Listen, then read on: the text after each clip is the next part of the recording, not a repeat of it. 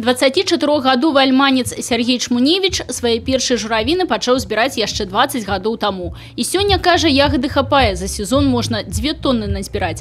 Але пасля сёлетніх пажараў ураджай не такі багаты, а под конец сезона і ўвогуле палову звычайнай дзённай нормы збирать атрымліваецца. Хотя бы 15 килограмм насобирать за день, и то добре. Усіх збіральшчыкаў чырвонага палескага золата з 6 сельскіх выканкамаў Столінскага района ўжо 5-й раз аб'ядноўвае фестываль журавін у Альманах.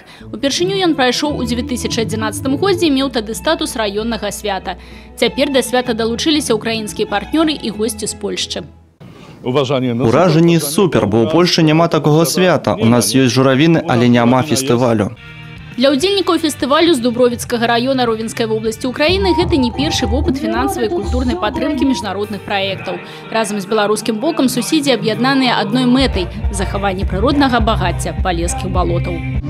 Ми сьогодні на цьому фестивалі в знак того, що ми хочемо разом це все творити, щоб наші природні середовища, наші болота були такими, які вони є. Зберагчы унікальную флору і фауну альманскіх балотаў сёння атрымліваецца ў межах тэрытарыяльнага супрацоўніцтва краін усходняга партнёрства Беларусь-Украіна.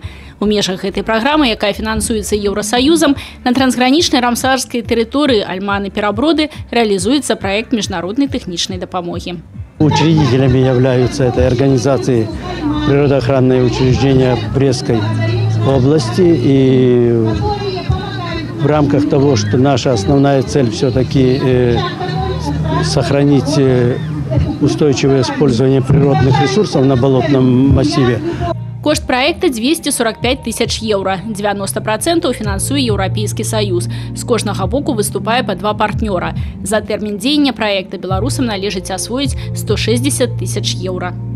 Также мы в настоящий момент проводим процедуры по, скажем так, подготовке технической документации и закупке вот этого оборудования, о котором я говорил. Это и пожарный модуль для лесохозяйственного учреждения, это камеры видеонаблюдения, которая будет оснащена солнечной батареей и передатчиком. Это радиосвязь для наших сотрудников лесного хозяйства.